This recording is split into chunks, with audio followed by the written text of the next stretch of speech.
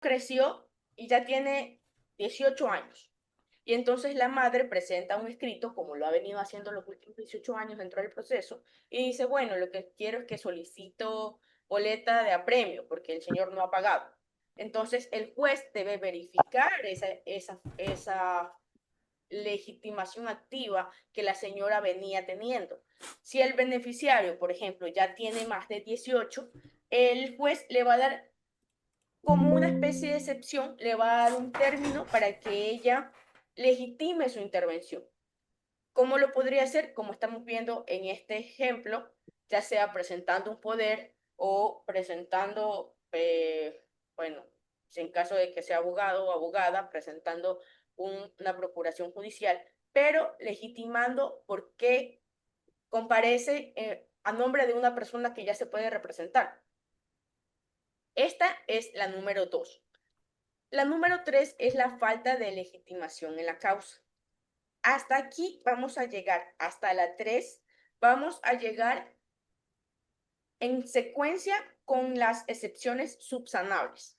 Posteriormente, de este numeral 3, vamos a empezar a analizar las insubsanables. Hasta la 3, hasta la falta de legitimación, no solo la norma, sino la jurisprudencia establece que son 100% subsanables. La tercera, la falta de legitimación en la causa, también es subsanable. Como sabemos, estamos en el 153 y estamos en la excepción número 3. La legitimación en la causa es la cualidad o condición que tiene una persona para ser titular de la acción o para ser demandada en un proceso concreto. Es decir, se refiere a la relación que debe existir entre la parte y el objeto del litigio.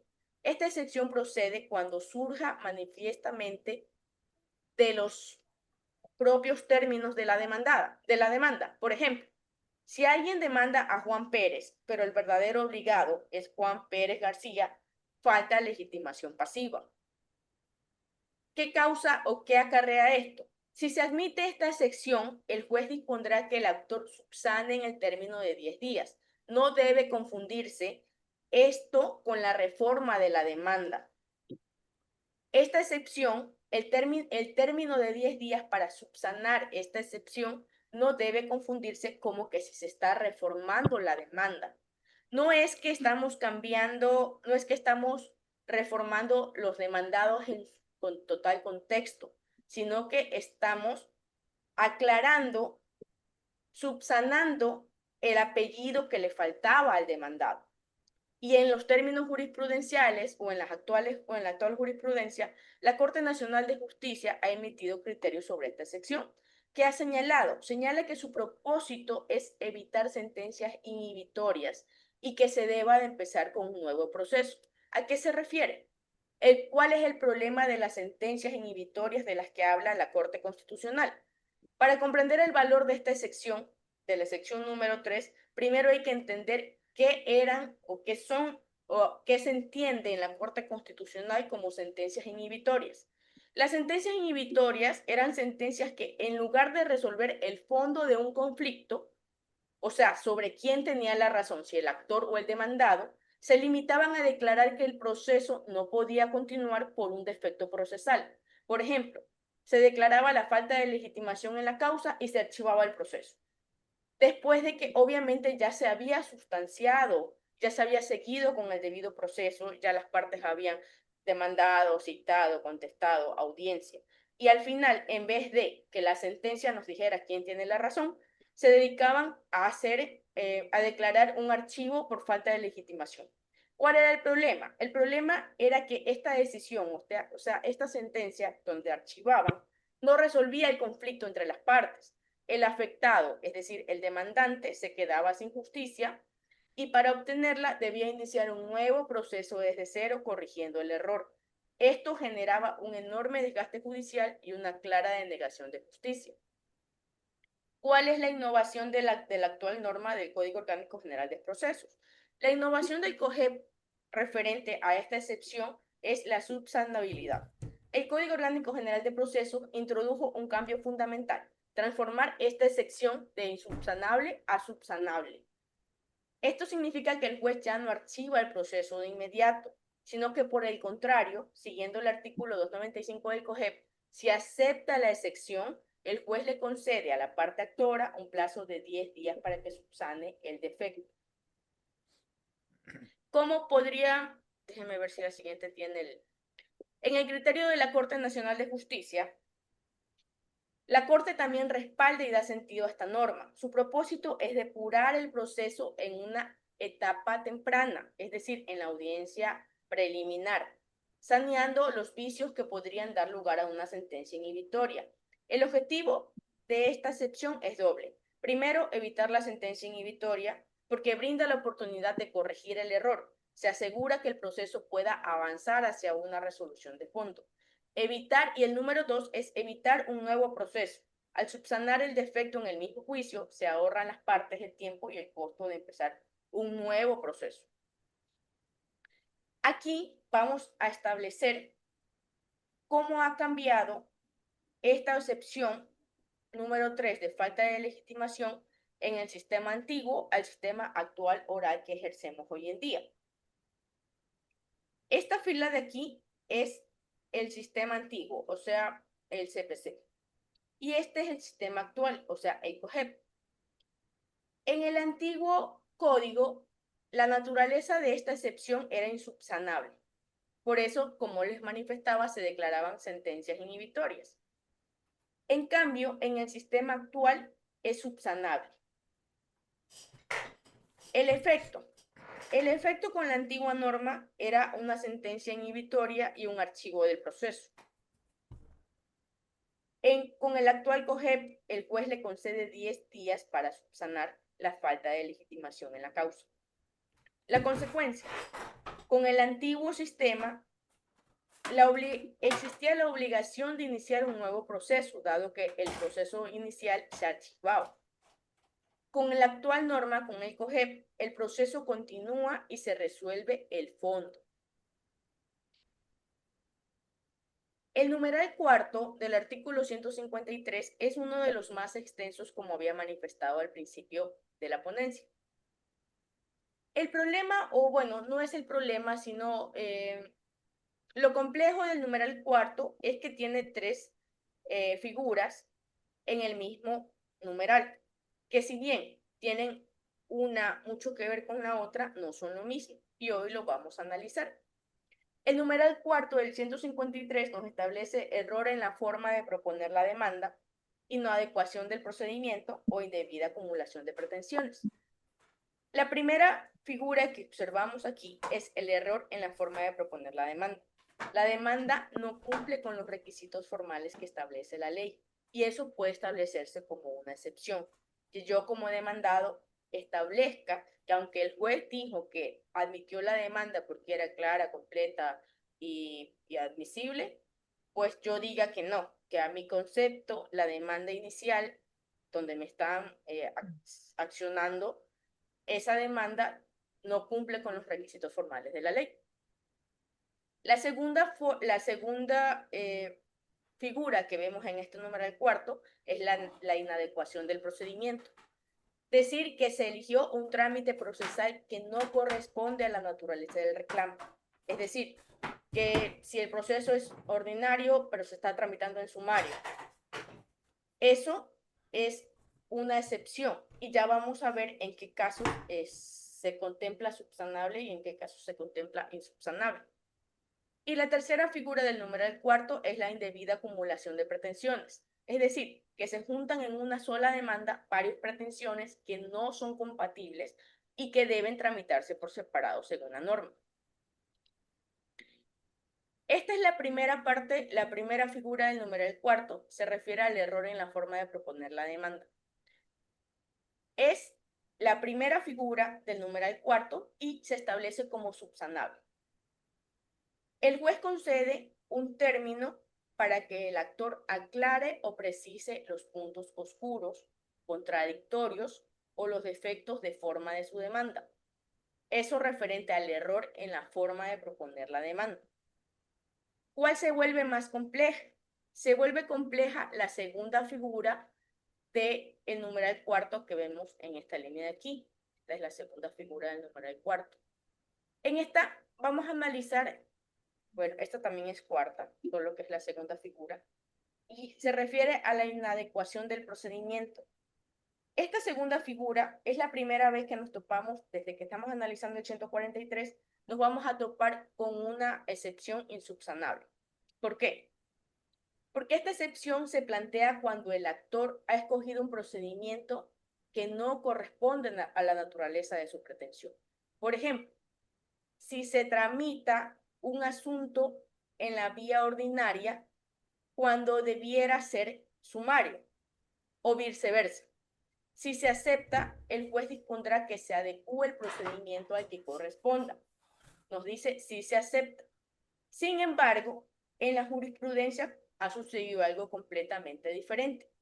La jurisprudencia nos dice que la Corte ha señalado que esta sección, al igual que la indebida acumulación de pretensiones, debe ser resuelta en audiencia preliminar. ¿Y qué es la inadecuación del procedimiento? Esta excepción, como la estamos analizando, se produce cuando el actor ha escogido un procedimiento que no corresponde a la naturaleza de su pretensión. Por ejemplo, tramitar un asunto en la vía ordinaria cuando debiera ser sumario, o viceversa. Utilizar un procedimiento especial cuando no corresponde a un procedimiento especial. Es un defecto procesal que ataca la corrección del cauce procedimental elegido. Hay ocasiones en que la norma nos establece cambios de procedimientos a mitad de camino, pero siempre y cuando la norma establezca y al mismo tiempo la norma establece cómo se seguirá, cómo se surge el cambio de procedimiento y cuáles son los nuevos términos para las partes. Por ejemplo, cuando yo presento, digamos que presento una, hoy en día no se da ya mucho, pero entre las figuras voluntarias, muchas veces antes no teníamos tan arraigado el tema de la mediación en nuestra cultura de, de pues, elementos alternativos a la solución de conflictos. Entonces, se daba mucho que los padres querían pasar alimentos y establecían demandas que se llamaban consignaciones voluntarias. Este procedimiento se establece mediante un procedimiento voluntario. Sin embargo, el COGEP no se establece que si el señor propone un valor a la señora voluntariamente y la señora no acepta, el procedimiento deja de ser voluntario y se convierte en sumario. Desde el momento en que la señora contesta que no está de acuerdo con la pensión que voluntariamente le quiere pasar el padre del niño o de los niños, la ley establece que ese procedimiento se va a sustanciar en procedimiento sumario, o sea que se vuelve controvertido. Y desde entonces, desde ese momento, el juez emite un auto, después de la contestación de la señora, donde le fija nuevos términos a cada uno para que anuncien pruebas y para que contesten la demanda. Pero volviendo al tema de la excepción, ¿cuál es realmente la naturaleza de esta segunda figura del numeral cuarto? ¿Es subsanable o es insubsanable? Y existe aquí un punto de debate importante en la jurisprudencia. La postura nos dice que, la postura mayoritaria nos dice que es insubsanable. Porque, ¿cuál sería el efecto? Si se acepta, se declara sin lugar la demanda y se archiva el proceso.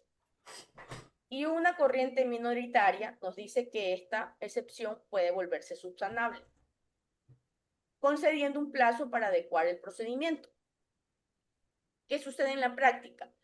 En la jurisprudencia, la posición mayoritaria de la Corte Nacional considera que la inadecuación del procedimiento es una excepción insubsanable, pues el vicio afecta a un presupuesto procesal que no puede ser corregido mediante una simple subsanación. ¿Cuál es el momento procesal para resolverla? Según la jurisprudencia de la Corte Nacional, nos establece que la excepción de la inadecuación del procedimiento debe ser resuelta en la audiencia preliminar o en la primera fase de la audiencia única. Sabemos que la audiencia única en su primera fase, que es la fase de saneamiento, pues en esta fase no es donde se puede, sino donde se debe evacuar todas las excepciones. Nos dice que ¿por qué en esta etapa? Bueno, en esta etapa, porque se supone que la audiencia preliminar y la primera fase de la audiencia única son las que están diseñadas precisamente para sanear los vicios procesales, depurar el proceso antes de entrar al fondo, o sea, antes de pasar a los alegatos, a la reproducción de la prueba, a los alegatos finales y a la decisión del juez. También nos dice que en esta parte es donde se resuelven todas las excepciones previas de una sola vez. La Corte Nacional, mediante la resolución 12 del 2017, organizó y estructuró el tratamiento de estas excepciones, detallando cómo los jueces deben proceder en esta audiencia. ¿Y cuáles son los criterios adicionales? Ya que tenemos como dos corrientes en esta excepción.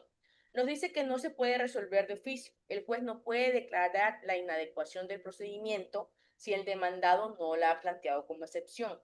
Sin embargo, una vez planteada, debe resolverla en la audiencia preliminar o en la primera fase de la audiencia única. Efecto diferido del recurso. Contra la resolución que acepta o rechaza esta excepción, procede recurso de casación con efecto diferido. Se lo trata junto con la apelación de la sentencia final. La confusión con la incompetencia. La jurisprudencia ha advertido que no debe confundirse la inadecuación del procedimiento con la incompetencia del juzgador, pues son excepciones distintas con efectos diferentes.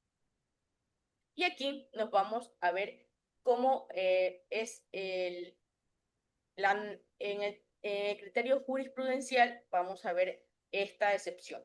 La naturaleza de la excepción, inadecuación del procedimiento, es mayoritariamente insubsanable por las manifestaciones de la Corte Nacional. El momento de la resolución es en audiencia preliminar o primera fase de la audiencia única. El efecto si se acepta esta excepción, el juez ordenará el archivo del proceso por ser insubsanable. Y la regulación de esta jurisprudencia, pues nos basamos en la resolución 12/2017 de la Corte Nacional. La inadecuación del proceso al final y después de lo que hemos analizado, ¿se subsana o no? Según lo manifestado por la Corte Nacional, la inadecuación del procedimiento no se subsana. Esa sería la clave principal. Es insubsanable. ¿Qué significa exactamente? Esto significa que si el juez acepta esta excepción, el proceso termina ahí. No le da un plazo al actor para que corrija o subsane el error, como sí ocurre con otras excepciones, como la falta de legitimación. ¿Por qué? Porque el vicio no es un simple error de forma en la demanda. El problema es que el actor eligió un camino procesal equivocado desde el principio.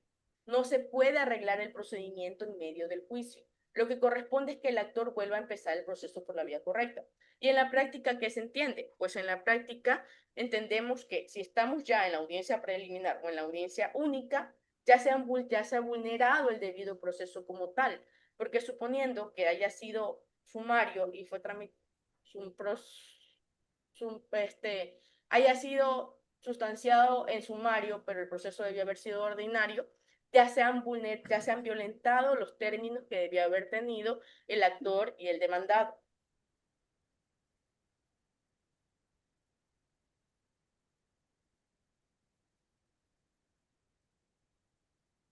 Ya, esta de aquí creo que se me repitió. Ajá. Ahora vamos a ver un ejemplo. Doctora, buenas noches. Disculpe, un poquito más alto. No sé si yo soy yo que no le escucho muy bien. Oh, ya, discúlpeme. Compañera de Google, ¿sí se me escucha? Gracias, doctora. O tengo problemas con el audio. Ahí voy a hablar un poco más fuerte.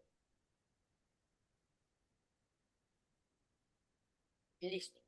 Vamos con nuestro ejemplo práctico para poder representar esta excepción de indebida acumulación de pretensiones.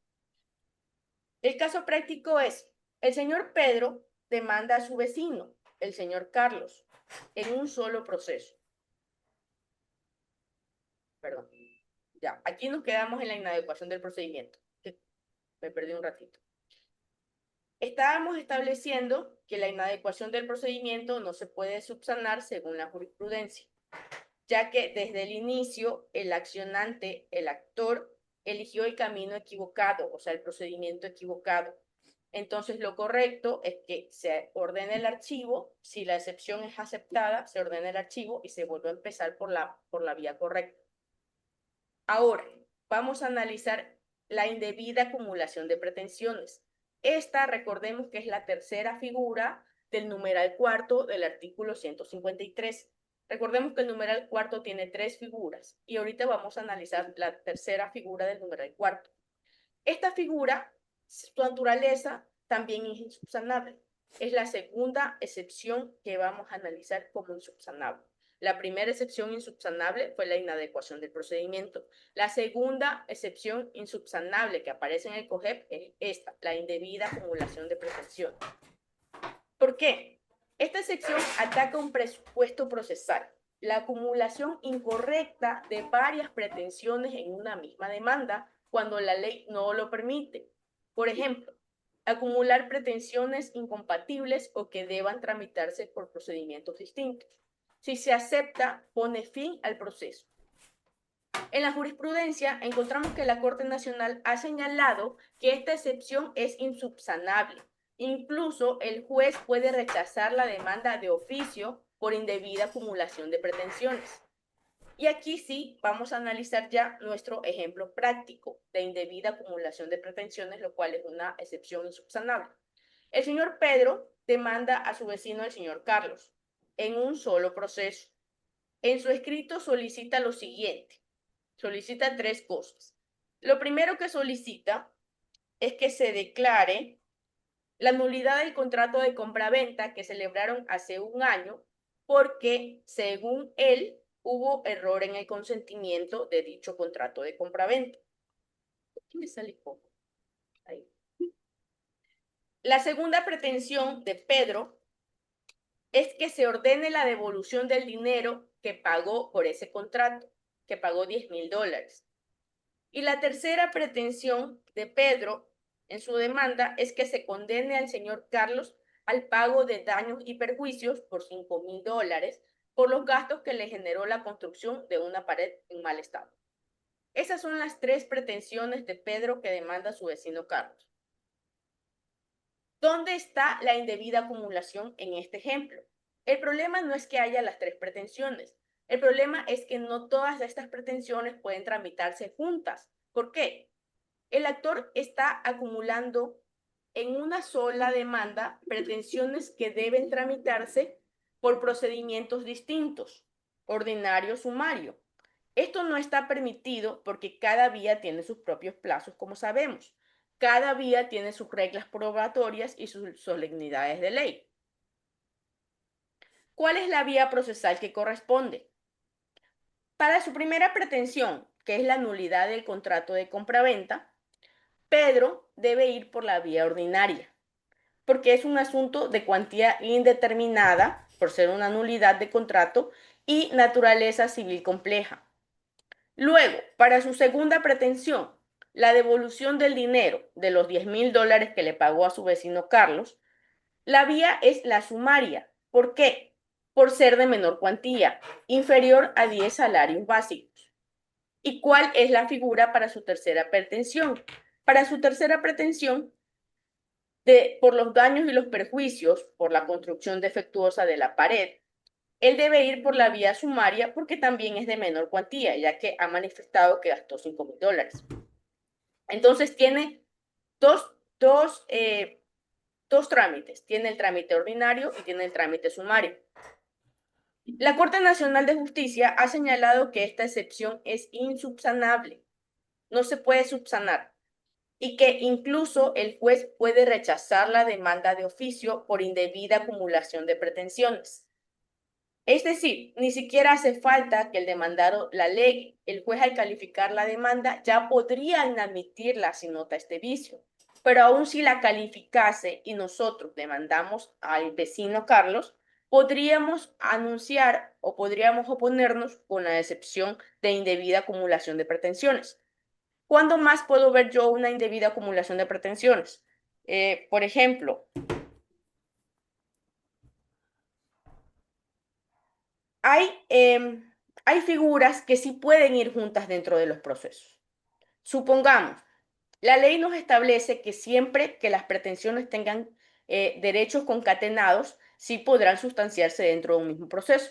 Por ejemplo, en un proceso de tenencia, cuando el padre demanda la tenencia a la madre, hablemos del consentido de los casos. La señora tiene a los niños, ella los cuida y él le pasa una pensión. Pero sucede que de la noche a la mañana siempre nos vamos a topar con el caso de que el padre crea que la madre no está haciendo un buen trabajo y quiera la tenencia de los hijos. Entonces el señor va a venir con nosotros como abogados privados y nos va a decir, mire, lo que pasa es que yo quiero la tendencia de mis hijos. Porque una, yo creo que no están bien y dos, porque no me deja verlos cuando yo quiero. Entonces, nosotros como abogados vamos a encontrarnos con una de las pocas veces que las figuras sí se pueden mezclar. La figura de tenencia va muy de la mano con la figura de las visitas, a tal punto que la ley establece que si el padre demanda a la madre por la tenencia de los hijos y pierde, o sea, no le dan la tenencia, el juez tiene la obligación de que si le niega la tenencia el padre, en ese mismo juicio puede fijar un régimen de visitas para que el padre visite a los niños. Entonces, ¿a qué me refiero? Cuando yo defienda a, supongamos, al señor, como les manifestaba, el señor me dice, quiero demandar la tenencia. Perfecto, demandemos la tenencia, pero adicionalmente no solamente vamos a anunciar pruebas para la tenencia, también vamos a anunciar pruebas por si nos niegan la tenencia y nos dan solo un régimen de visitas. Entonces también vamos a anunciar pruebas de para qué queremos el tiempo de los niños y para qué queremos tal horario en un régimen de visitas. Y asimismo, cuando la señora sea citada, y la señora me busque a mí como abogada, me han demandado por la tenencia de mis hijos. El papá de mis hijos quiere tener a mis hijos, quiere cuidarlos. Como dicen las señoras, me los quieren quitar. Bueno, yo como abogada debo contestar la demanda de tenencia presentada por el padre, pero también debo contestar si por si acaso el juez le niega y me da regulación de visitas. Entonces debo contestar ambas figuras.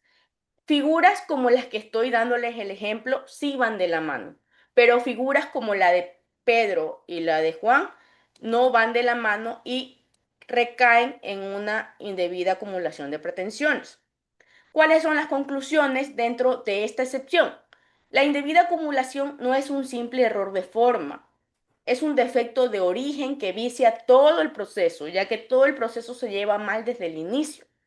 La regla es que sí se puede acumular pretensiones, pero siempre que sean compatibles y tramitables por el mismo procedimiento, como estamos hablando de la tenencia y del régimen de visitas. El peligro para el abogado es enorme.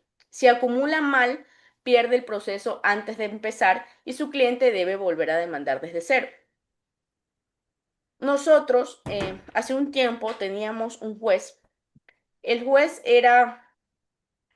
no tenía quejas de corrupción, pero sí tenía muchas quejas porque permitía la acumulación indebida de pretensiones.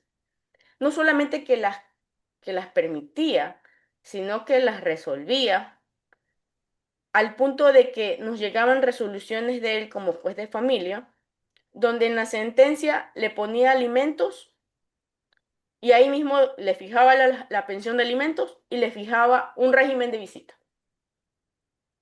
Dichos derechos no tienen, no tienen básicamente la misma naturaleza o el mismo origen.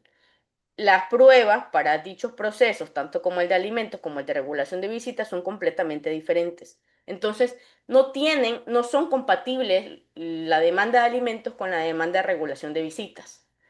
Y por ello, cuando le apelaban, le declaraban la nulidad de sus procedimientos.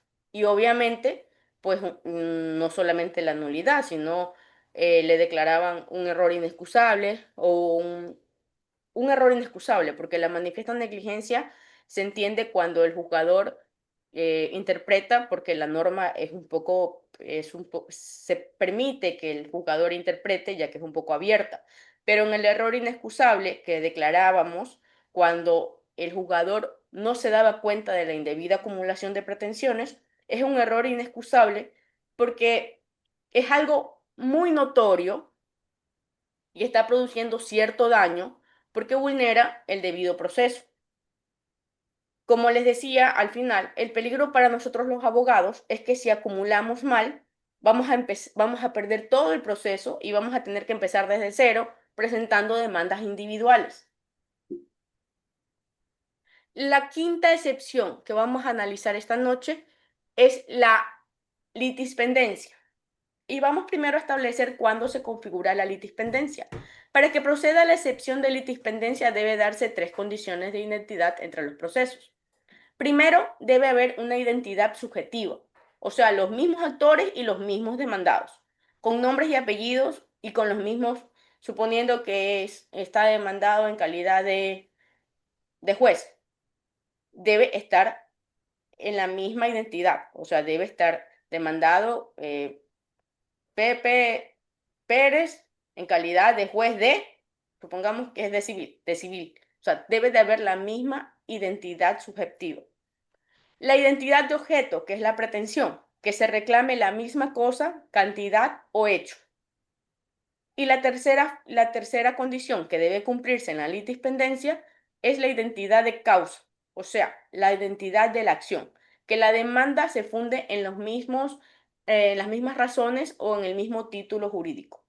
La jurisprudencia ecuatoriana ha sido clara al señalar que no debe confundirse la identidad de la acción con la vía procesal elegida. No debe confundirse la identidad de la acción con la vía procesal. La vía procesal sabemos que es ejecutiva, ordinaria, sumaria, voluntaria y no debe confundirse con la identidad de la acción o de la causa, que es cuál es la razón por la que yo presento, qué es lo que yo reclamo y si soy la misma persona. Lo fundamental es que lo que se reclama y el fundamento de ese reclamo sean idénticos. Ahora vamos a pasar a el numeral 6. El numeral 6 nos establece otra figura insubsanable, la prescripción. Esta excepción, cuando ustedes la invoquen, también va a ser insubsanable. Y esta excepción es una excepción muy notable. ¿Por qué? Porque la prescripción no solamente opera en el ámbito civil que estamos analizando, sino que también opera muchas veces en el ámbito penal. La diferencia entre la prescripción civil y la prescripción penal es que en el ámbito civil yo debo proponer la excepción de prescripción. En cambio, en el ámbito penal, el juez puede invocar la prescripción. El artículo 151 consagra el principio de eventualidad, que significa que todas las excepciones previas que estamos analizando, incluidas la prescripción, deben ser presentadas en un solo escrito de contestación. No pueden ser la prescripción en el área civil, yo no la puedo alegar posteriormente en otro escrito. Debe ser en el mismo escrito de contestación o en el mismo término de contestación, porque sabemos que a veces dentro del término de contestación podemos presentar hasta dos escritos, haciendo un alcance del primer escrito, pero dentro del mismo término. O sea, unificamos esos escritos como contestación. No es posible guardarse la prescripción para después. La regla general es que el plazo para proponerla es el término para contestar la demanda. Y vamos a un ejemplo práctico, pero en el área que nos ocupa, en el área civil. Y luego les voy a mencionar una prescripción en el área penal, pero que fue como un caso práctico. El 15 de marzo del 2008, el señor Luis le presta al señor Andrés $10,000 y le firma un pagaré, que este pagaré vence el 15 de marzo del 2019. Andrés no paga. Luis, por diversas razones, porque eran amigos, porque eran vecinos, porque eran compadres, no demanda a Andrés hasta el 20 de julio del 2025. Vamos a hacer el análisis de la prescripción en este caso. Según el artículo 2437 del Código Civil, la acción personal, como la derivada de un préstamo, prescribe en 5 años. El plazo comienza a correr desde que la obligación es exigible, o sea, no desde que se la prestó, sino desde que era exigible. Y establecimos en el ejemplo que el pagaré vencía el 15 de marzo del 2019. Es decir, desde el 15 de marzo del 2019 era exigible era, me perdí. ¿Dónde estoy? Era exigible desde la fecha de vencimiento del pagaré, que era el 15 de marzo del 2019. Desde el 15 de marzo del 2019, que fue la fecha de vencimiento del pagaré, la fecha donde la obligación comenzó a ser exigible, hasta el 20 de julio del 2025, que ya por fin, ¿cómo se llamaba el que prestó? Que ya por fin Luis demanda a Andrés, han transcurrido 6 años y 4 meses. ¿Cuál es la conclusión preliminar que podríamos sacar? Como han transcurrido 6 años y 4 meses, podríamos concluir que han transcurrido más de los 5 años, por lo que en principio la acción estaría prescrita. ¿Qué debe hacer el demandado Andrés en su contestación? O sea, cuando lo citen. ¿Qué debe hacer Andrés? O sea, ¿qué deben hacer ustedes como abogados de Andrés? Pues como abogados de Andrés, como han pasado 6 años y 4 meses, nosotros debemos alegar la prescripción en la contestación de la demanda sin falta. No vamos a tener otra oportunidad para declarar o para oponer la excepción. En el escrito de contestación debe proponer la excepción previa de prescripción. Debe fundamentarla con los hechos y el cómputo del tiempo tal como lo hemos hecho en este momento. Y debe ofrecer la prueba documental, es decir, el pagaré donde consta la fecha de vencimiento. Como sabemos que tal vez el pagaré no lo tenemos nosotros porque somos los demandados, pero el pagaré sí debe obrar dentro del proceso. ¿Qué pasa si no la alega? El juez no puede declararla de oficio, como les decía, salvo en materia penal, donde el juez penal sí puede declarar de oficio. Si Andrés, el demandado, o nosotros como abogados de Andrés, no alegamos la prescripción, Andrés pierde su derecho y el proceso seguirá tramitándose aunque la acción esté prescrita. ¿Podría Luis, el que prestó la plata, el accionante, el demandante, interrumpir la prescripción? Sí, sí se puede interrumpir la prescripción. ¿Cuál es la forma de interrumpir la prescripción en el ámbito civil?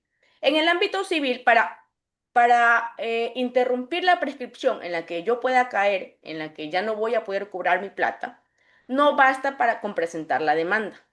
La jurisprudencia de la Corte Nacional ha sido muy clara en este aspecto y me dice que la prescripción se interrumpe por la citación válida del demandado, no con la presentación de la demanda. O sea, no es que presenté la demanda y ya interrumpí la prescripción de los 5 años. No, tengo que presentar la demanda, que me califiquen la demanda, que me ordenen la citación y que el citador vaya y cite al demandado, en este caso a Andrés, lo cite a Andrés con una boleta personal o con 3 boletas en su domicilio. Y a partir de entonces, y solo entonces, se interrumpe la prescripción de los 5 años.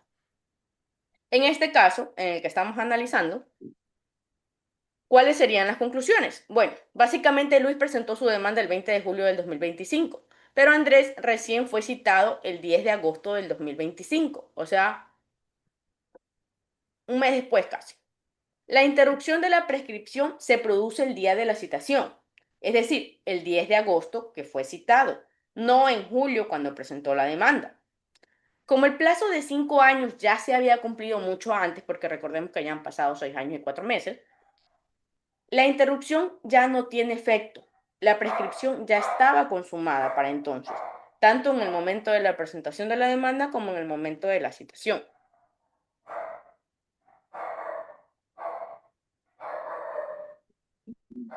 Una vez que nosotros hemos establecido la excepción de prescripción, ¿cuál es el procedimiento? El procedimiento es el siguiente. ¿Qué es lo que resuelve el juez en la audiencia preliminar?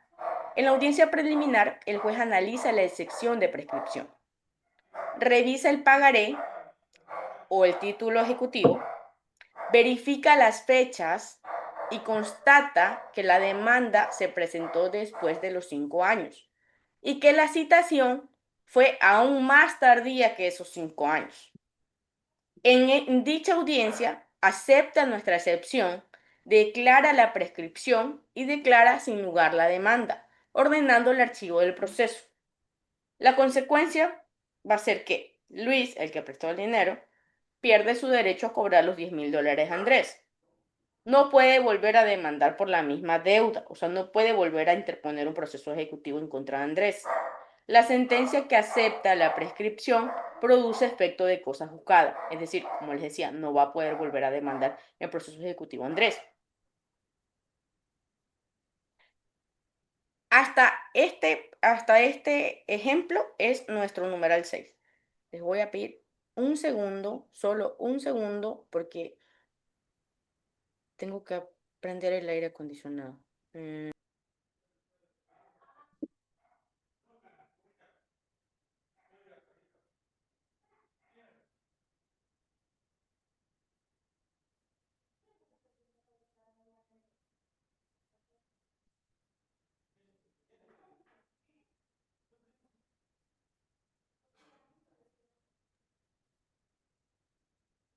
Listo. Hasta ahí vamos analizando 6 excepciones, los 6 primeros numerales de las excepciones previas. Vamos a pasar a nuestra séptima sección previa, que podemos invocar en nuestra contestación a la demanda. Y es la caducidad. La caducidad es otra excepción insubsanable, establecida como insubsanable. La caducidad es la extinción de un derecho por el transcurso del tiempo expresamente señalado en la ley, pero a diferencia de la prescripción, opera de pleno derecho y puede ser declarada de oficio por el juez. Si se acepta, extingue la acción y pone fin al proceso. Al igual que la prescripción, es una excepción insubsanable que ataca el fondo del proceso. Y vamos a analizar un ejemplo práctico para que podamos establecer cuál es la diferencia entre la prescripción y la caducidad, que si bien las dos son excepciones y las dos son insubsanables, tienen diferencias de forma y de fondo. Los hechos en nuestro caso práctico son, después les comento les iba a comentar la prescripción en penal, ya les comento, me olvidé de aquello. En la caducidad vamos a analizar el siguiente ejemplo. El 15 de enero del 2022, la señora María firma un contrato de compraventa de un vehículo con el señor José. Posteriormente, María descubre que José le ocultó que el vehículo tenía un gravamen, tenía una deuda prendaria y que el contrato es nulo por error o dolo. María decide demandar la nulidad del contrato y presenta su demanda el 20 de marzo del 2023. Un año y 3 meses después casi. Aquí vamos a analizar la diferencia que es clave de la caducidad con la prescripción. Según el artículo 2481 del Código Civil, la acción de nulidad relativa, es decir, por error, dolo o fuerza, caduca en 4 años contados desde que se perfeccionó el acto o contrato. 4 años para una nulidad relativa por error, dolo o fuerza. El plazo comenzó a correr el 15 de enero del 2022, que fue cuando firmaron el contrato. Desde el 15 de enero del 2022 hasta el 20 de marzo del 2023 han transcurrido aproximadamente un año y 2 meses, como le decía, como un año y 2 meses, un año y 3 meses. ¿Cuál sería nuestra conclusión preliminar? Es que en este caso no ha operado la caducidad del contrato, por lo que, porque no han pasado los 4 años que establece la ley, por lo cual la demanda sería oportuna. Ahora, ¿qué pasaría si María hubiera demandado después del plazo? Imaginemos que María, por razones diversas, no hubiera demandado en el 2023, sino que hubiera demandado en el 2026, o sea, este año. Imaginemos que María demandó el 20 de mayo del 2026. Desde el 15 de enero del 2022 hasta el 20 de mayo del 2026 han transcurrido 4 años y 4 meses. El plazo de 4 años ya se cumplió, por lo que la acción de nulidad ha caducado. ¿Qué hace el juez en este segundo escenario donde María interpuso, cumplido los 4 años, la demanda? Aquí está la diferencia fundamental con la prescripción. ¿Por qué? El juez, al calificar la demanda, puede y debe revisar si la acción ha caducado. Si nota que han pasado más de 4 años desde la firma del contrato, puede declarar la caducidad de oficio, sin necesidad que el demandado lo pida. Y la excepción previa, si el juez no lo hace de oficio en la calificación, el demandado José puede plantear la excepción previa de caducidad en su contestación a la demanda. ¿Qué resuelve el juez en la audiencia preliminar? El juez en la audiencia preliminar va a analizar la excepción de caducidad o, si no fue planteada, la puede declarar de oficio. Va a revisar la fecha del contrato y la fecha de la demanda, constatando que ha transcurrido más de 4 años. Acepta la excepción de caducidad, declara la caducidad y declara sin lugar la demanda, ordenando el archivo del proceso. Como consecuencia, María pierde su derecho a demandar la nulidad. La acción ha muerto y no puede volver a intentarlo. ¿Cuándo más opera en la norma una caducidad? Nos dice que, a diferencia de la prescripción, la caducidad el juez la puede ordenar de oficio, porque es como que el derecho se ha extinguido, ha desaparecido. Por ejemplo, cuando, em, cuando en las demandas de alimentos, que también es en el ámbito civil, el alimentado, o sea, el niño, niña, adolescente, en este caso ya adolescente adulto, ha cumplido 21 años, el derecho se extingue, porque los alimentos solamente pueden ser cancelados hasta los 18 y hasta los 21, si desde los 18 a los 21 el alimentado demuestra que está cursando algún tipo de estudio. Entonces, si a partir de los 18 el alimentado justifica que está estudiando, puede reclamar alimentos hasta los 21. Pero una vez que cumple 21, ya no puede reclamar alimentos aunque siga estudiando. Ahí aplica una caducidad de este derecho. O sea, este derecho no prescribe, porque recordemos que los derechos de alimentos, niñas y adolescentes son imprescriptibles, inalienables, inembargables y no procede la compensación. Pero sí aplica la caducidad del derecho. O sea, su derecho caducó. Y el juez, incluso de oficio al muchacho, al establecerse dentro del proceso que el muchacho ha cumplido 21 años, puede declarar la caducidad del derecho de alimentos como tal. Entonces, este es otro de los escenarios donde también aplica la caducidad y no la prescripción. Volviendo cuando les decía que, a diferencia de la caducidad, la prescripción debe ser en el ámbito civil invocada por nosotros los demandados o abogados de los demandados, en el ámbito penal no. En el ámbito penal el juez sí puede invocar la prescripción de oficio. A pesar de que nosotros, obviamente, también como demandados podemos invocar la prescripción en un proceso penal. Les voy a poner un ejemplo en el proceso penal. Hace un tiempo, eh, un señor nos contrató, bueno, contrató a mi esposo, que también es abogado, porque él dice que él en el 2013 o en el 2017, bueno, debe ser por el 2017. A ver, el año pasado fue 2020, ya, en el 2019. En el 2019, él como que hizo unas declaraciones sustitutivas y la ley solo permite una cierta cantidad de declaraciones sustitutivas y posteriormente ya no las permite. El problema no había sido en sí la declaración sustitutiva, sino que él adquiere un producto y el señor le factura. Él le paga la factura al señor, pero el señor anula la factura y entonces, como el cliente había declarado esa factura dentro de ese mes, entonces viene el SRI y le dice, tú me declaras que gastaste esto, pero la persona que te dio esta factura declara que esta factura quedó sin efecto. Y lo cual, pues, es un delito tributario. Lo envía el SRI de oficio, lo denuncia en fiscalía el año pasado. Pero entonces, nosotros nos pusimos a verificar la norma.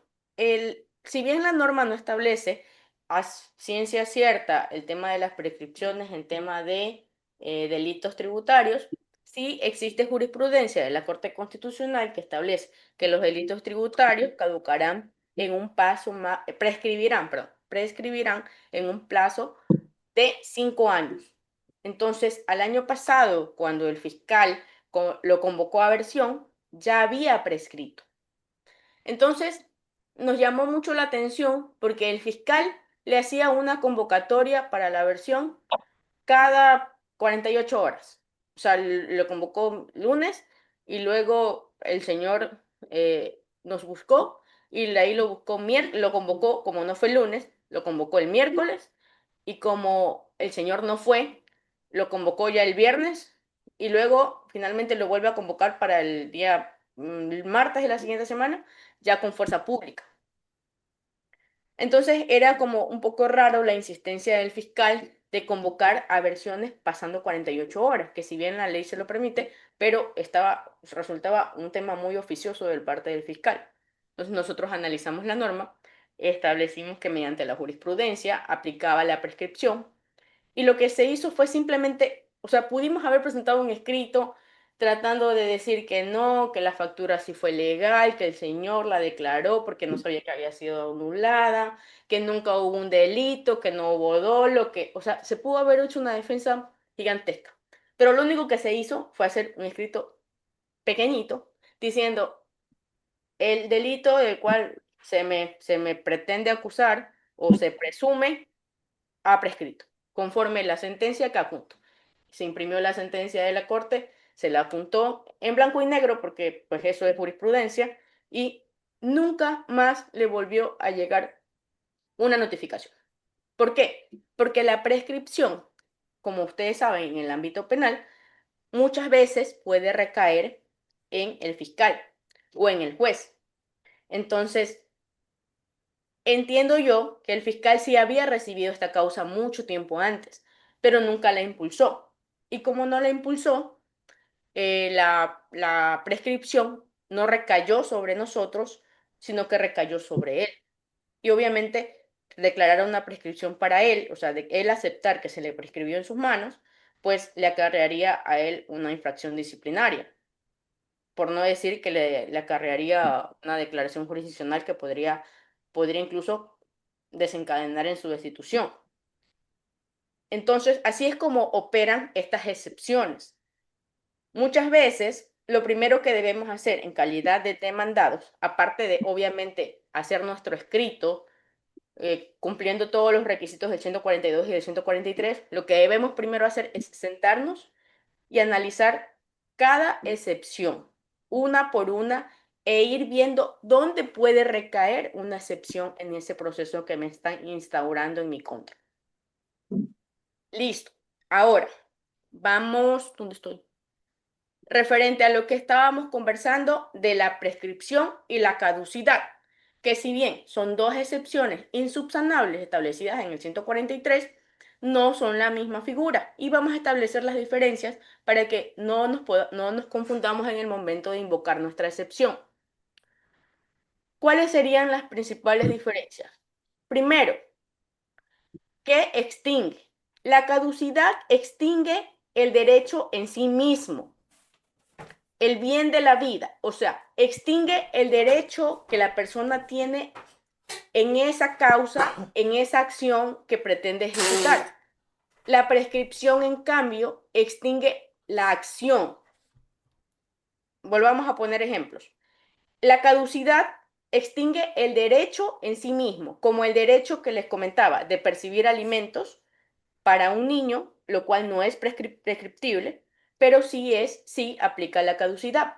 El derecho se extingue y desaparece. O sea, el niño cumplió 21 y su derecho caducó, no prescribió.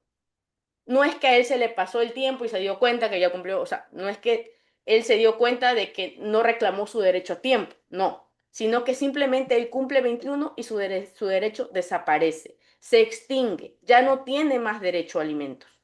En cambio, la prescripción extingue la acción, como lo que les comentaba del proceso penal, el delito de tributario. Nunca yo me puse a pelear, nunca me puse a pelear en sí el delito. Nunca me puse a decir, no, lo que pasa es que el delito no existe, la acción, no existe el dolo, esto. No, yo simplemente dije, se extinguió la acción del delito tributario porque han pasado más de 5 años y se le prescribió a usted, señor juez, a usted, señor fiscal. Extinguí la denuncia, extinguí el acto tipificado como delito. No extinguí el derecho que tenía el SRI de reclamar, sino extinguí la acción del delito tributario como tal, no como opera en la caducidad, donde simplemente desaparece el derecho. Veamos otra diferencia. La declaración. En la caducidad sí puede ser declarada de oficio por el juez, como lo establecíamos en el derecho a alimentos. Una vez que el joven cumple 21, a veces en la práctica, bueno, sean siendo sensatos, ¿no? En la práctica, los jueces no es que tienen ahí, a ver, estos niños cumplen 21 años pasado mañana. No, no funciona así. Realmente, como ustedes saben, al sistema muy poco le importan nuestros tiempos, nuestros litigios, sino que más bien ese es nuestro trabajo, impulsarlos. Entonces, supongamos que a mí el señor viene y me busca cuando el chico ya tiene como 23. Me dice, verá, abogada, yo fui demandado hace muchos años en alimentos, pero ya mismo tiene 23 años y yo me he metido a ese sistema SUPA y yo me pongo a buscar y yo ya debo como $10,000 ahí, pero ya mi hijo ya cumplió 23 hace tiempo, o sea, él ya va para los 24 y eso se me sigue acumulando, acumulando, acumulando. Y cada vez que voy a pedir un préstamo, me dicen que yo debo. Y cada vez que busco un trabajo, me dicen que yo estoy demandado. Entonces yo ya quiero sacar eso porque mi hijo ya hasta se casó, tiene hijos y ya. Él ya no me está pidiendo nada, ya la mamá tampoco y ya. Entonces nosotros, como sabemos que el juez tal vez muy probablemente no va a declarar la caducidad del derecho de oficio, pero como sabemos que ya el derecho caducó, presentamos un escrito solicitando la caducidad del derecho, o lo que es también conocido como la extinción del derecho, porque lo que se extingue es el derecho de percibir alimentos. No decimos, señor juez, se acaba de extinguir su proceso de alimentos. No, decimos, señor juez, declare extinto el derecho de alimentos.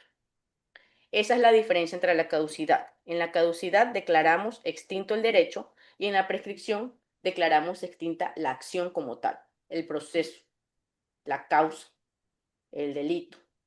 Listo. La declaración. En la caducidad, como estábamos diciendo, se puede declarar de oficio por el juez. En cambio, la prescripción no puede ser declarada de oficio. Debe ser alegada por el demandado en el ámbito civil. En el ámbito penal sí puede ser alegada la prescripción por el juez. Interrupción. La caducidad no se interrumpe. Los plazos son fatales e improrrogables. Y aquí voy a seguir con mi ejemplo del señor que está muy endeudado. Nos dice que no se interrumpen, los plazos son fatales e improrrogables. Entonces, bueno, Yo le digo, no, señor, tranquilo, ahorita vamos a presentar un escrito para que se extinga el derecho a alimentos. Adjunto la partida de nacimiento, adjunto la copia de cédula del señor y digo, señor juez, que el señor fulanito, mi hijo, ya cumplió 21 años, hace 3 años, y pues solicito que se declare extinto y se dé de baja en el sistema SUPA.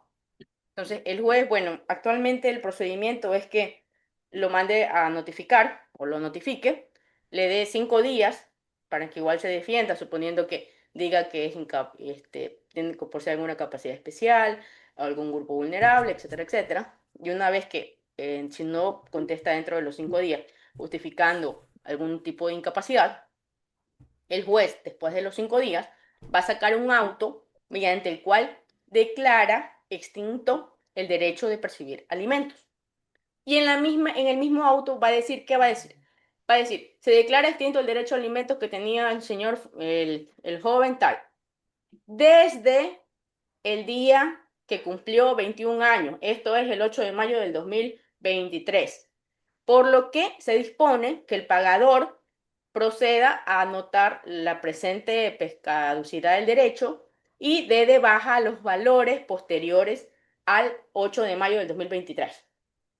Entonces, esa es la diferencia de la caducidad. Como caducó en determinada fecha, el plazo no se interrumpió, no se prolongó la pensión hasta que el señor vino y me buscó para extinguir el derecho, sino que automáticamente se cumple la caducidad y los valores desaparecen porque el derecho desapareció. Entonces le van a dar de baja a esa tarjeta SUPA y automáticamente ya el señor no va a deber nada y no va a aparecer en el sistema SUPA como como deudor de los últimos años.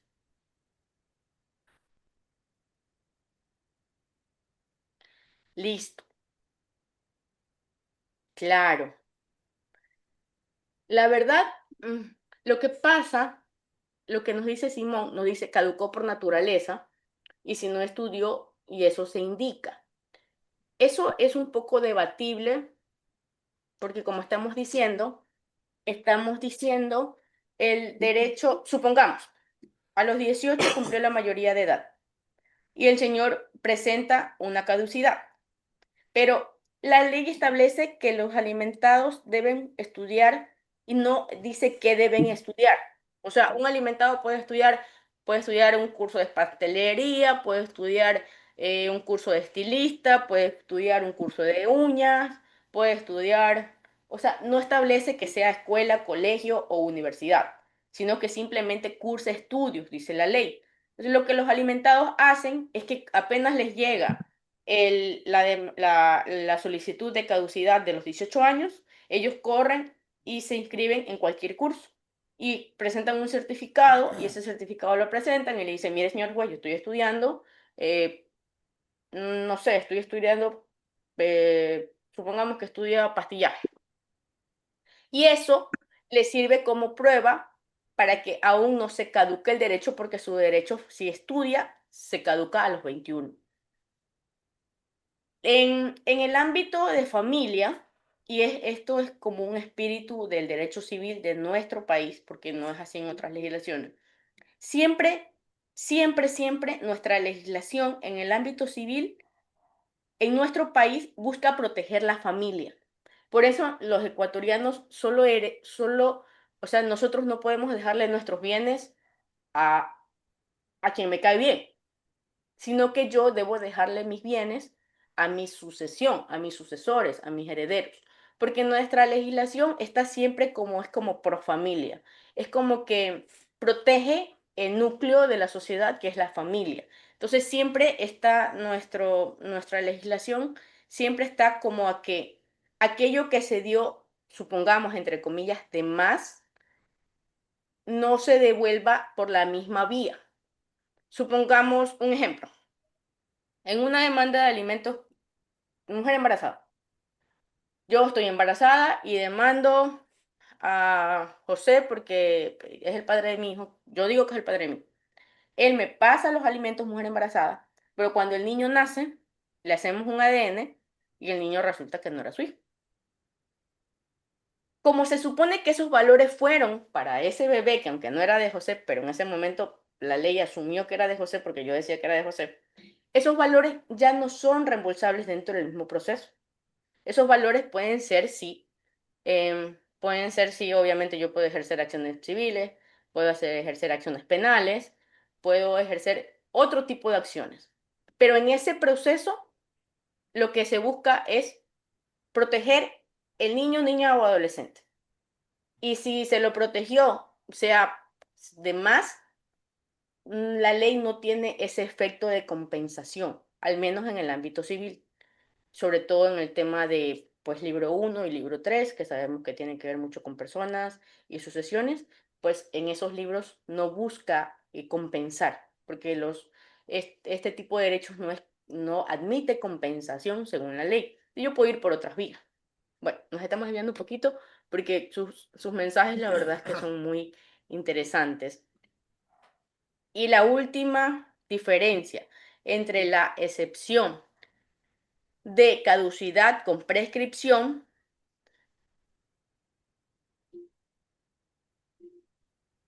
el compañero Simón nos dice, sí puede servir como prueba los pagos que se realizó directamente a la universidad para el tema de rebajas de lo que adeudan el SUPA.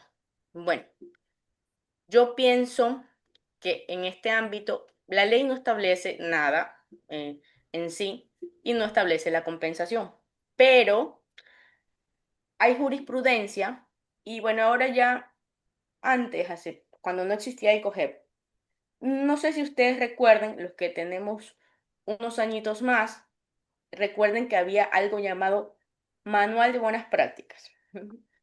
El Manual de Buenas Prácticas era un librito muy flaquito y este libro establecía lo que, tal como su título lo dice, buenas prácticas. En estas buenas prácticas establecían que, si bien el derecho de alimentos no es un derecho que pueda ser compensado, pero sí podríamos considerar, no lo decía en esos términos, lo decía en otros términos, podría llegarse a considerar, obviamente previo a un informe, o sea, previo a un estudio, lo que yo entendería como un informe técnico, previo a eso podría llegarse a considerar dos ámbitos, la salud y la educación. Esos dos ámbitos nos permitían en aquel entonces. Entonces, desde ese entonces surge como esa línea jurisprudencial de que sí se acepten esos dos ámbitos, porque estos dos ámbitos sí son fáciles de probar. Si yo llevo supongamos, un electrocardiograma que le hicieron a mi hijo y la factura del electrocardiograma está de que el electrocardiograma es para mi hijo, pues obviamente es para mi hijo. Nadie va a poner, nadie le va a hacer un electrocardiograma a mí y le van a decir que lo fue para mi hijo, al menos que, pues no sé, por cumple la clínica, pero sabemos que no funciona con tanta facilidad. Y asimismo la educación, o sea, nadie me va a dar una factura de que mi hijo estudia cuando mi hijo no estudia. Absolutamente nadie, aunque sea, no sé, aunque sea mi compadre el dueño de la escuela, no me va a dar por 6 años que mi hijo ha estudiado cuando mi hijo no ha estudiado.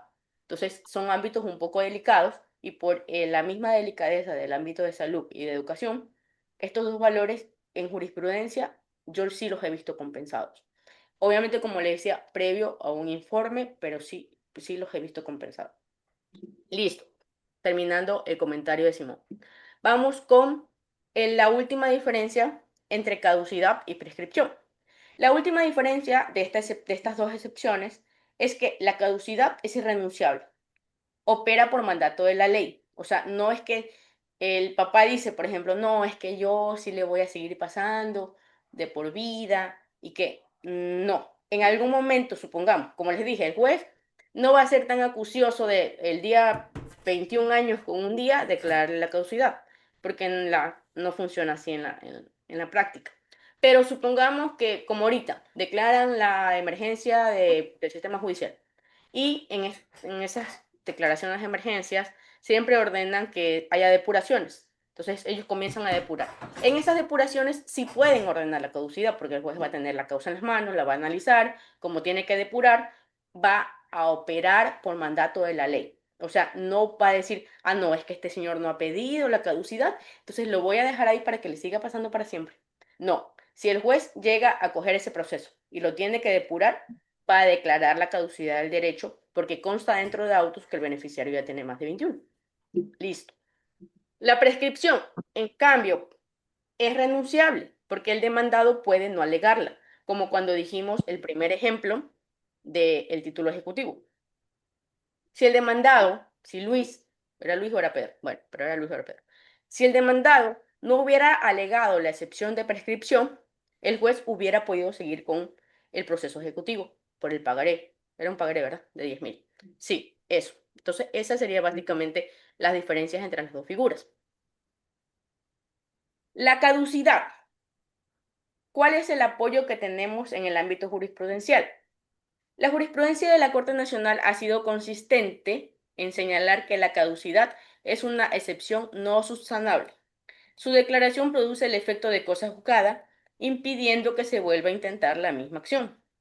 La Corte Constitucional también ha tratado el tema, señalando que la caducidad puede ser declarada incluso en etapas posteriores del proceso, como en la audiencia de juicio, lo que refuerza su carácter de orden público.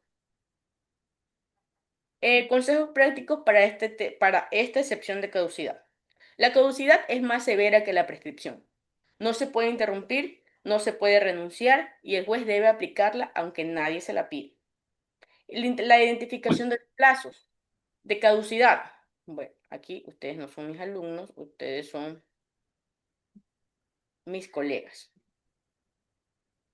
Debemos buscar en el Código Civil y en leyes especiales los plazos de caducidad para las nulidades de contrato, para las acciones laborales, para las acciones tributarias. Como les decía, como cuando nos buscó el señor del delito tributario, si yo básicamente siempre voy a tener dos caminos. El primero es defenderlo y el segundo es ni defenderlo, sino simplemente buscar la prescripción o la caducidad. Advertir sobre el peligro. Para el demandante, o sea, para el accionante, el actor, la caducidad es un riesgo mortal. Si no demanda dentro del plazo exacto que marca la ley, pierde su derecho para siempre, sin posibilidad de reparación. Vamos a la penúltima. Como les dije, el tema de excepciones es la parte fuerte de la contestación, porque de ahí la contestación debe cumplir los mismos requisitos que la demanda, lo que analizamos ayer. Y la penúltima, no, la antepenúltima es la cosa juzgada, es también de naturaleza insubsanable, entonces podríamos establecer que las subsanables solo eran la 1, la 2, la 3 y la primera figura de la 4. Desde la segunda figura de la 4, del numeral 4, todo es insubsanable. Por eso es que son tan fuertes las excepciones. Entonces, en esta excepción de cosa juzgada, también es insubsanable. La cosa juzgada es la consecuencia de una decisión judicial definitiva en un proceso. Es la autoridad y eficacia de una sentencia firme que impide que el mismo asunto sea juzgado nuevamente. Como excepción, supone la realidad de un hecho que ya fue decidido por una sentencia ejecutoriada. Si se acepta, pone fin al proceso, pues no puede volver a juzgarse lo que ya se ha juzgado. En jurisprudencia, la Corte Nacional ha señalado que la cosa juzgada opera como excepción previa y la Corte Constitucional la ha considerado como una excepción que ataca una cuestión sustancial del proceso. Ahora, la cosa juzgada no siempre va a operar dentro de del mismo trámite. Ejemplo,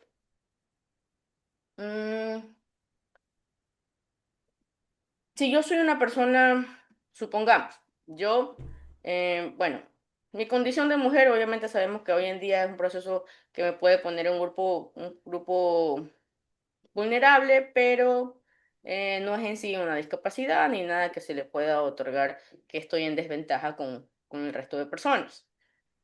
Pero si tengo una discapacidad y tengo un carnet del CONADIS, si entro a un grupo vulnerable y mi discapacidad, que está avalada por el CONADIS, pues me permite entrar a ese grupo prioritario como tal.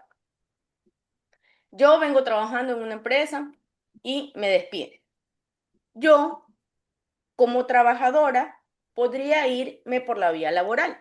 Puedo ir por la vía laboral, decir que tuve un despido intempestivo, que me votaron, fue intempestivo, que solamente me mandaron un mensaje o que ya me despidieron, que no me pagaron esto, las vacaciones, 13º, 14º, nunca me dieron vacaciones, no me pagaron las bonificaciones, no me dieron las utilidades y puedo quejarme de todo por la vía laboral. Pero como yo tengo carnet de CONADIS, yo podría hacer esa misma acción por la vía constitucional, porque soy un grupo prioritario, porque soy vulnerable, porque tengo carnet de CONADIS y soy una persona con capacidades especiales. Entonces, eso me permitiría a mí de reclamar mi derecho también por una vía constitucional. ¿Qué sucede si yo, pues, de mala fe, primero voy a la vía laboral? Pero sucede que en la vía laboral al final no tuve la razón, al final no me despidieron intempestivamente, supongamos que salí con visto bueno, y pues no existió un despido intempestivo como yo dije. La parte demandada, o sea, mi ex empleador, probó que en efecto me despidió, pero conforme la ley permite la desvinculación, y que no hubo un despido intempestivo. Me negaron la acción. Eso ya tiene autoridad de cosa juzgada. Yo, de muy mala fe, podría ir y tratar de volver a reclamar lo que yo creo que es mi derecho por la vía constitucional. Cuando yo demande por la vía constitucional, va a venir el abogado de mi ex empleador y va a decir, señor juez, establezco una excepción de cosa juzgada, porque ya existe una sentencia de la señora que nos demandó en la vía laboral. Entonces, eso es básicamente recaer en esta excepción. No siempre vamos a tener la misma figura con el mismo procedimiento ordinario, sumario, y no, o sea, lo que trato de darles a entender es que no siempre van a tener lo que vimos en antes, la identidad objetiva, la identidad subjetiva y la identidad de la acción. O sea, no van a tener siempre en cosas juzgadas, no van a tener esas tres coincidencias, como en la otra excepción, sino que en cosas juzgadas muy probablemente no coincidan eh, los elementos objetivos, los elementos subjetivos, y muy probablemente nunca les coincida la acción. Entonces, he ahí la diferencia entre la excepción que analizamos anteriormente y la excepción de cosas juzgadas.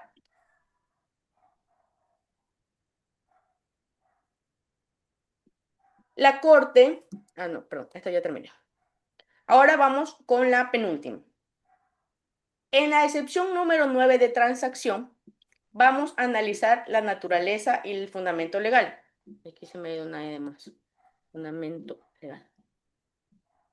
La transacción es considerada una sección insubsanable en la práctica procesal ecuatoriana. Si el juez la acepta, su efecto directo es la terminación anticipada del proceso, ordenando el archivo de la causa. ¿A qué nos referimos cuando decimos transacción? En nuestro derecho, la transacción es un contrato a través del cual las partes, mediante concesiones recíprocas, resuelven un litigio o precaven uno futuro. Para que proceda esta excepción, el acuerdo debe cumplir dos requisitos. El primer requisito que debe cumplir la transacción es que debe haber un contrato válido, la existencia de un contrato válido. Debe haber, este contrato válido debe ser un acuerdo formal, que puede ser judicial o extrajudicial, celebrado con plenas capacidades por las partes. El segundo requisito de esta excepción de transacción es que debe haber eficacia del acuerdo para el caso concreto. La transacción debe referirse específicamente al conflicto que es materia de la demanda.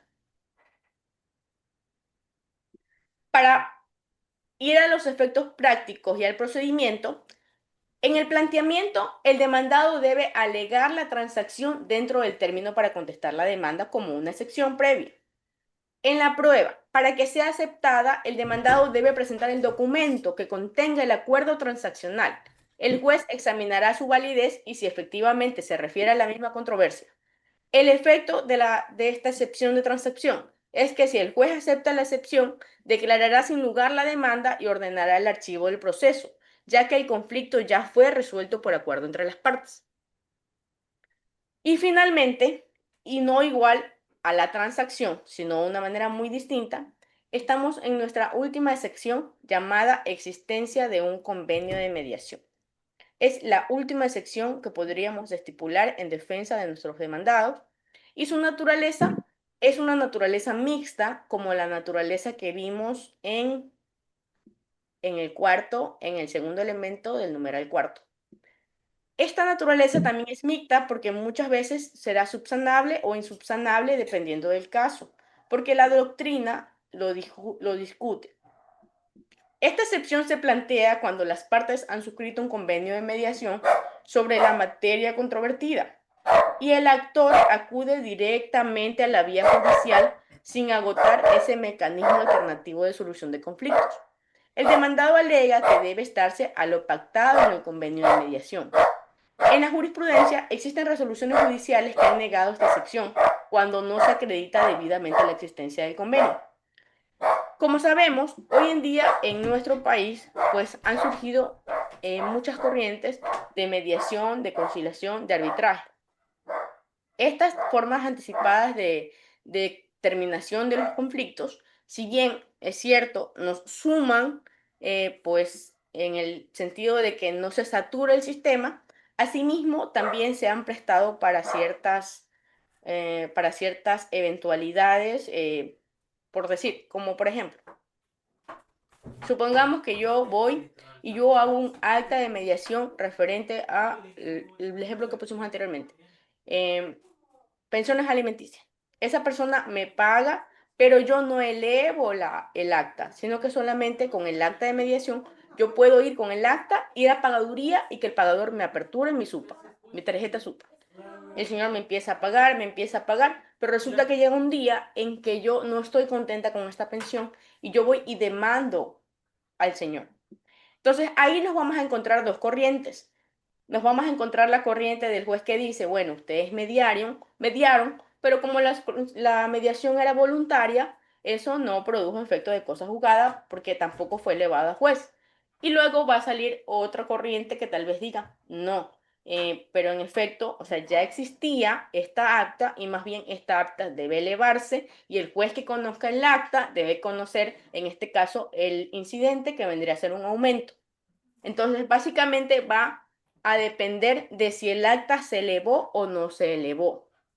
Va a depender, supongamos, muchas veces los demandados hacen el acta de mediación, pero piensan que el trámite hasta ahí puede llegar. Y nosotros sabemos que esa acta puede ser elevada para que saque el juez una resolución con ese acuerdo conciliatorio. Pero si no es elevada, el juez no tiene conocimiento y por lo tanto es competente para conocer una demanda de alimentos. Entonces, esta es es la última excepción y como les dije, es bastante mm, discutible. Discutible. Ah, tengo un mensaje. Hasta ahí van nuestras 10 excepciones establecidas y que podemos instaurar en nuestras contestaciones de demanda.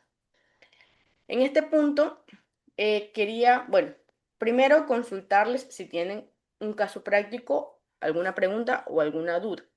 Segundo, el día de mañana les voy a pedir muy encarecidamente, pues ustedes traigan un papel y un lápiz, porque mañana es nuestro día de práctica y quiero asignarles como tipo roles para hacer nuestras demandas, nuestra contestación y el tema caso práctico de Sánchez. Es dos. El día de hoy recibí una llamada, no era llamada, era mensaje. Un mensaje del compañero Novoa. Tenemos dos Novoas, pero era Carlos, creo. Le agradezco mucho su mensaje, Carlos. El día de mañana que voy a traer el caso práctico, pues vamos a analizar el suyo también. Asimismo, no he recibido tantos casos prácticos del resto, por lo que si ustedes mañana de mañana pueden remitirme todo lo que tengan, ya que es nuestro tercer y último día, les voy a agradecer mucho, me lo remitan en horas de la mañana para que no quede nada en el tintero y poder solventar absolutamente todos los casos prácticos o todos los modelos o acciones que ustedes quieran abordar. ¿Hasta ahí alguno de ustedes tiene alguna duda o algún comentario referente a las excepciones establecidas el día de hoy? Raúl, ¿usted tiene alguna pregunta? Sí, doctora. Sobre lo que usted decía que cuando el banco, la cooperativa, llega a un acuerdo por medio de una acta transaccional con el cliente, yo me he dado cuenta, a la final desconocía este TIN, que el banco no comunica al juez y el demandado tampoco le hace saber al señor juez para que mande el archivo de esa causa y ya quede sin efecto en vista que el banco y el cliente llegaron a un acuerdo por un acta transaccional. ¿Qué nos puede indicar respecto a eso, doctora? Y la otra es que cuando decía que la prescripción o la caducidad, cuando el joven cumple los 21 años, ¿verdad? De oficio puede el juez, si se da cuenta, mandar la caducidad del alimentado, pero que la prescripción no se da. Pero conozco un tema de un joven, bueno, sí que tiene discapacidad y tiene enfermedad catastrófica y tiene 24 años, lo que siempre eso solamente le permitió fue terminar su bachillerato. Y el padre hoy en día pues debe alimentos $58,000, Wow. presentó la demanda de divorcio con el ánimo de pedir la cancelación de los alimentos, pero considero que no fue atendido por la discapacidad que tiene el joven de 24 años y no estudia, pero tiene una discapacidad tiene 24 años, discapacidad y enfermedad catastrófica. Esos dos puntos, doctora, me puede ampliar mejor. Bueno, el Porque ahí no primer, hay, no hay, no hay caducidad, no hay prescripción, pero dejó hasta los 21 años y ya tiene 24 años, pero tiene discapacidad y enfermedad catastrófica. claro, bueno, en el caso mm,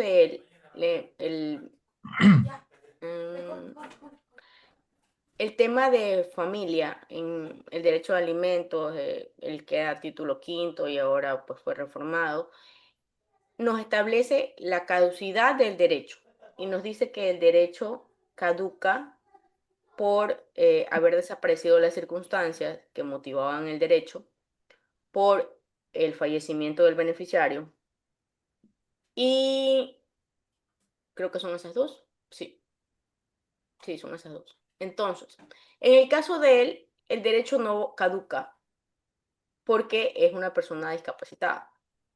Otra cosa también muy importante es que también hay partes del derecho de familia que establecen que esa discapacidad no le permita ejercer una, un oficio o una actividad útil, porque no siempre el tema de una discapacidad va a ser que una persona, o sea, esté completamente limitada. Por ejemplo, hay beneficiarios que si bien tienen un grado de discapacidad y un carnet del CONADIS, ejercen pues labores, porque la discapacidad le permite ejercer ciertas labores, incluso, o sea, tienen trabajos estables. Entonces, no le impide ejercer, no le impide mantenerse por sí mismo. En el caso que usted me dice, el joven no puede valerse por sí mismo. Así él tiene sus facultades, pero él tiene cáncer y tiene la enfermedad que cada 6 meses tiene que estarlo operando. Entonces él está en cama y se rehabilita, se lo ve aparentemente que está muy bien. Hay el certificado del CONAVIS, tiene los certificados médicos de diferentes clínicas y él está reclamando el derecho de que se le siga cancelando una pensión alimenticia.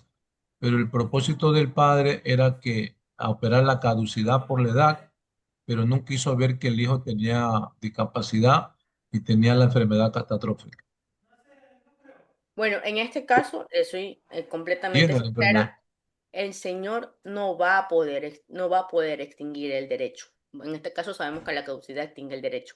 El Señor no va a poder extinguir el derecho mientras el beneficiario tenga carne de CONADIS, independientemente de la enfermedad catastrófica. Obviamente eso más bien yo que diría que es un agravante, pero solamente con el acreditar su discapacidad, a él el derecho lo va a proteger toda la vida hasta el día pues que ya la persona no esté, hasta ese día va a operar. Yo conozco señores de jubilados de 70 de 80 años que siguen pasando alimentos.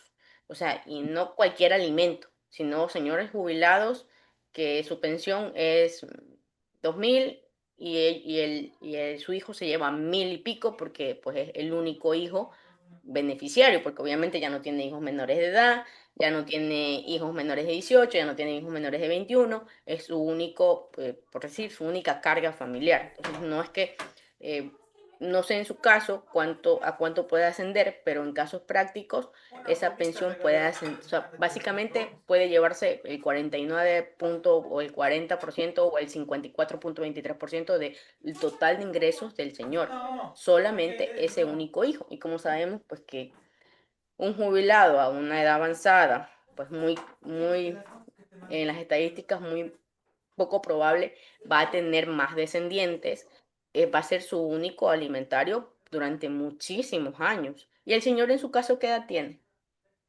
El papá de él tiene 65 años, pero la sorpresa es que él también tiene cáncer. O sea, el hijo heredó la misma enfermedad del páncreas, pero el señor, el papá de él es jubilado.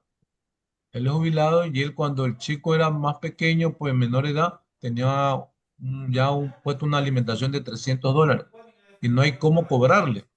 Entonces se está viendo de que tenga algún bien que hayan adquirido en matrimonio, que la madre del chico, al cual está pagando una villa, sin ayuda del padre, pero ya entró en el vínculo matrimonial, eso, habría considero que hacer un juicio de inventario, que haya la partición para que pueda ceder el 50% que algún día manera pague de esa forma, ¿no? Aunque él no ha gastado nada, pero el Bueno, papá pero también yo tiene. pienso que independientemente de quedarse con el bien, o sea, de tratar de quedarse con el bien, también podría, o sea, previamente a la legalización de lo que usted manifiesta, también como ella tiene al hijo y el hijo tiene una discapacidad, podría también puede reclamar también su derecho de uso y habitación, ¿Un derecho de? de uso y habitación.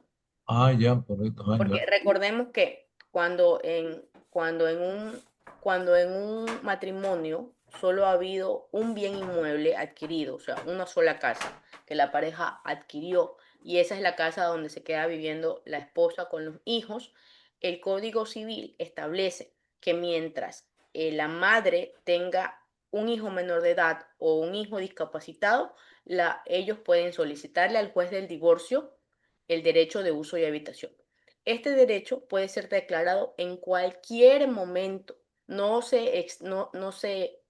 hay un momento como la excepción, o sea, no es una excepción el derecho de uso y habitación, sino que puede ser reclamado en la contestación, puede ser reclamado en la audiencia, puede ser reclamado posterior a la sentencia, y no en recurso de apelación, sino como un pequeño incidente dentro de la misma causa. Entonces, yo tengo una jurisprudencia donde la señora apela la sentencia de divorcio y le dice al juez, apelo porque usted no me dio el derecho de uso de habitación en su sentencia, pero ella no lo había solicitado.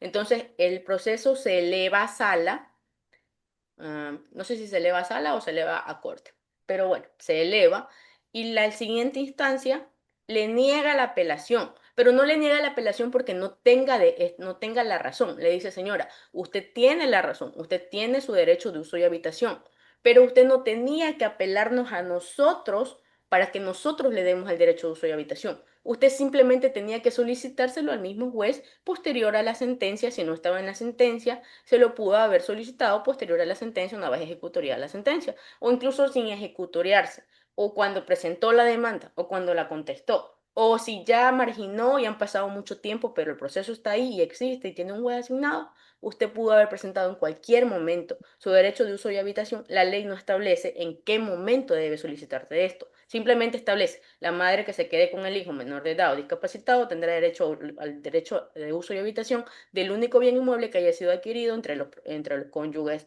de la extinta sociedad conyugal. Entonces, fácilmente, dentro del proceso de divorcio, usted puede solicitar el derecho y blindar el bien, porque pues sabemos que el bien inmueble, mientras no tenga una figura que lo proteja, pues es susceptible y como usted dice, pues no le ha pagado mucho tiempo, la señora, la deuda, etcétera, etcétera. Gracias, doctor. Listo. Ah, y si usted desea, yo le paso mi sentencia de derecho de uso y habitación. Gracias, mi doctora. Sí, sí, te utilizó el acta transaccional, doctor. Si usted me manda el mensajito y me dice cuál necesita, yo le busco. Oh, Porque tengo, tengo una base de modelos y de jurisprudencia en la oficina del consejo.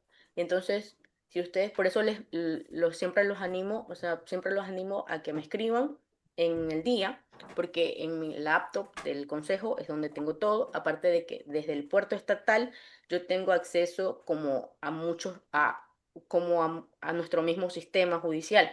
En cambio, desde aquí yo me conecto al puerto, al puerto del internet y no entro a ningún lado porque estoy desde mi casa. Pero en cambio, desde el puerto del consejo, yo puedo acceder a distintos sistemas judiciales de otras provincias o de la Corte Nacional o de la Corte Constitucional, porque el puerto estatal me permite entrar sin tener que identificar. gracias, doctor. Voy a Listo. enviar por mensaje. El compañero Luis Calle nos dice, estimada doctora, en el mismo caso de personas con discapacidad, la pensión al día, el deseo, no entiendo. La pensión al día, el deseo como padre. Él, o sea, él quiere como padre es asegurarle en el IES y cancelar con parte de la pensión alimenticia. ¿Se puede realizar esta gestión? O sea, lo que entiendo es que el señor le pasa una pensión y de esa pensión que le pasa, el señor tiene una idea. Yo te... ¿Y dónde trabaja el señor, Luis? Bueno, cuando puedan me dice dónde trabaja. Lo que entiendo es que el señor dice, mire, tengo una super idea. ¿Qué te parece, María, si el hijo que tenemos en común al que yo le estoy pasando alimentos, yo lo aseguro en el IES? Pero no entiendo cómo lo asegura en el IES, porque si es el hijo debería entrar como beneficiario directo. O sea, no debería asegurarlo él como tal. Esa parte no entiendo, Luis. Y luego dice que lo que cancela...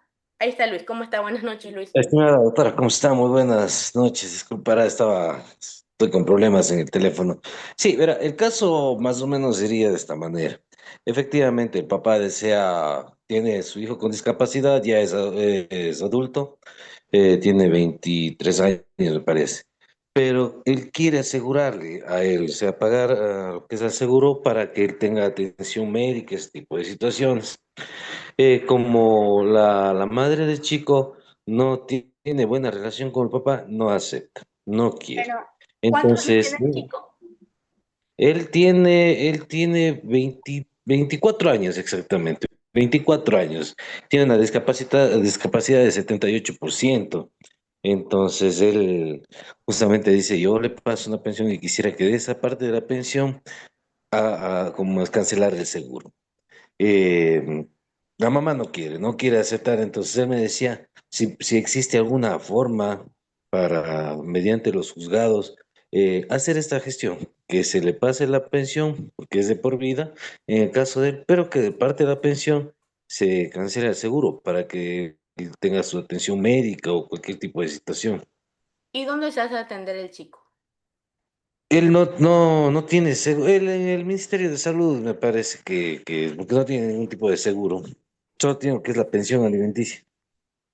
Mm, O sea, hay dos aspectos. El primer aspecto es, la idea en sí no es una idea descabellada. Podría tener lugar, pero no de la manera que esperamos, no de la manera que queremos. La primera manera que el señor desearía es presentar la solicitud, que el juez diga, bueno, de hoy en adelante paga, supongamos, el mínimo, que es como 90 y algo, ya, pagas $100 y los $100 ya no los pagas a la pensión. Esa sería la primera idea, pero el juez no va a aceptar ese pago. Diferente sería que en algún momento el señor hubiese dejado de cancelarle y le debiera una cantidad muy alta, pero el señor le hubiese estado pagando sus aportaciones de salud. Ahí sí, el señor podría tratar de justificar con esos pagos, podría tratar de justificar un poco la deuda gigante que tiene, como la deuda del compañero Raúl, que debe mucho dinero el demandado. Así, o sea, ahí podría tratar de compensar justificando pues el beneficio que ha tenido el joven en el ámbito de salud, pero sería a posteriori. O sea, no podría legalizar la figura como tal, legalizarla, no. Ya, porque él es funcionario público, él trabaja como agente de tránsito. Él El pasa papá. sí, pasa una pensión aproximada de como 480, si no estoy mal. Entonces, con él averiguamos en el seguro y decía que necesitaba solo $80 para lo que es como es para asegurarle de manera voluntaria al chico. Entonces, justamente estábamos en eso, averiguando. Y ahora Sí, que toca el paga como tema, es. puta, Incluso lo digo, puede pagar incluso una, no, no es obligatorio, o sea, incluso podría pagar bueno, en el caso de ellos sí es una completa, pero suponiendo que él quisiera afiliarlo por algún tipo de figura que él tenga, podría ser hasta parcial, para que tenga el beneficio de salud. Pero en el exactamente. caso consentido de que él tuviese, o sea, una figura bajo la laboral bajo la cual afiliarlo, podría hacerlo así. Pero miren, en el ámbito de alimentos, hay casos como este y muchos más susceptibles. Le pongo un ejemplo. A los servidores públicos nos pagan, según la ley, desde que un niño nace hasta que cumple 5 años, o sea, más de los 1000 días que en sí protege la ley, no, mucho más de eso. Desde los 0 hasta los 5 años, la ley a los servidores públicos nos cancela algo que se llama beneficio de guardería. El beneficio de guardería incluye desde que el niño nace hasta que el niño cumple 5 años exactamente. De los 0 a los 3, uno presenta las facturas de las guarderías o de los CDIs. Y de los 4 y 5, uno presenta las facturas de inicial 1, inicial 2. Hasta ahí cubre la ley. El techo es más o menos como lo que usted manifiesta, como una aportación del IES, casi $100. Muchas veces los niños, o sea, no es que a veces los niños tienen derecho, sino que siempre tienen derecho a esta bonificación. Sin embargo, es algo, cuando los dos padres son servidores públicos, deben, deben justificar que el otro padre no tiene ese beneficio en su trabajo para que solo uno cobre.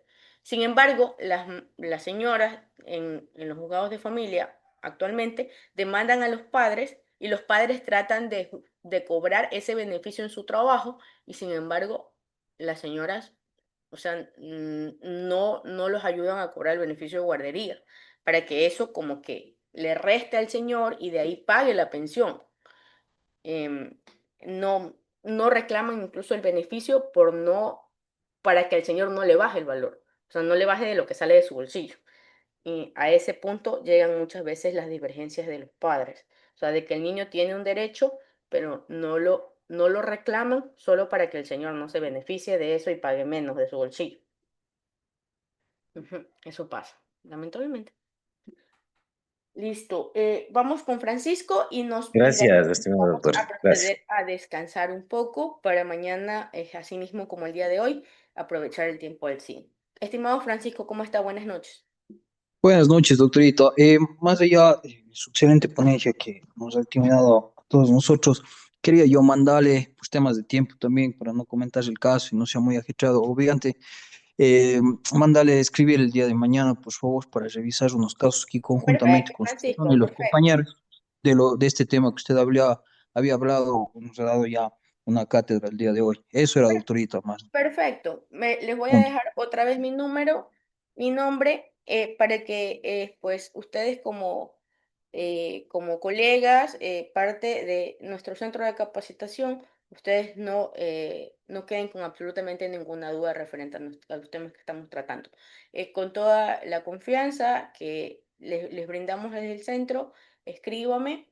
Como les dije, desde temprano pueden escribirme. El día de mañana no tengo versiones, así que pues voy a esperar los mensajes de ustedes para poder solventar sus dudas o traer lo que requieran. Y pues les deseo excelente noche.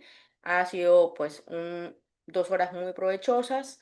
Quedo completamente a las órdenes como siempre y augurándoles muchos éxitos mañana en sus funciones. Que tengan buena noche. Buenas noches, Gracias. doctor. Muchísimas gracias, estimada doctora, por su excelente ponencia. A los participantes, agradecerles por su asistencia. Indicarles, conforme se ha detallado en los primeros minutos del día de hoy, la clase ha sido grabada y se les va a subir al mismo enlace que les enviamos el día de hoy a través del grupo de WhatsApp. Que tengan cada uno de ustedes un feliz descanso. Buenas noches, gracias. Record.